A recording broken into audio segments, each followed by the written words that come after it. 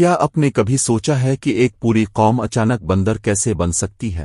یہ کوئی کہانی نہیں، بلکہ ایک ایسی حقیقت ہے جسے سن کر آپ دنگ رہ جائیں گے۔ ایک ایسی بستی جہاں انسان رہتے تھے، لیکن ایک ہی رات میں سب کچھ بدل گیا۔ کیا وہ واقعی بندر بن گئے، یا اس کے پیچھے کوئی اور خوفناک راز تھا؟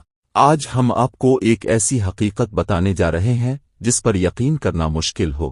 یہ واقعہ حضرت داؤد علیہ السلام کے زمانے کا ہے۔ ان کی قوم میں کچھ لوگ ایسے تھے جو اللہ کے احکامات کو نظر انداز کر رہے تھے۔ وہ ایک بستی میں رہتے تھے جو سمندر کے کنارے آباد تھی، جہاں ہر چیز وافر مقدار میں موجود تھی۔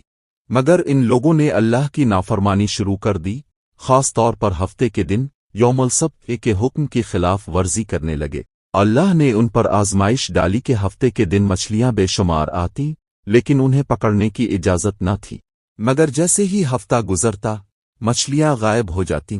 یہ دیکھ کر ان کے دل میں لالچ آیا۔ انہوں نے ایک چالاکی سوچی اور دریا کے کنارے خفیہ تالاب بنا لیے تاکہ ہفتے کے دن مچھلیاں ان میں پھنس جائیں اور اگلے دن آرام سے پکڑی جا سکیں۔ ان کی چالاکی وقتی طور پر کام آ گئی، لیکن وہ اللہ کو دھوکہ نہیں دے سکتے تھے۔ کچھ نیک لوگوں نے انہیں روکا، مگر وہ ہنسنے لگے۔ ہم نے تو اللہ کے حکم کی خلاف ورزی نہیں کی، ہم نے ہفتے کے دن مچھلیاں پکڑی نہیں، بس انہیں قید کر لیا۔ یہ وہ لمحہ تھا جب عذاب کا آغاز ہوا۔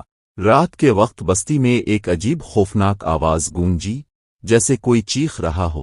اگلی صبح جب لوگ اپنے گھروں سے نکلے تو منظر ہی کچھ اور تھا۔ جو لوگ کل تک انسان تھے، وہ اب بندر بن چکے تھے۔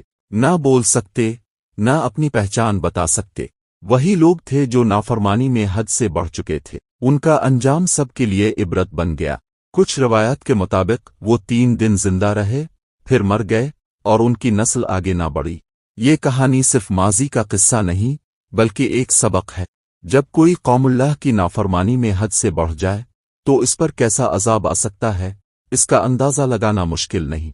کیا آج کے دور میں بھی کچھ لوگ ایسی حرکتیں نہیں کر رہے؟ اگر ہم نے سبق نہ سیکھا تو کیا ہمارا انجام مختلف ہوگا؟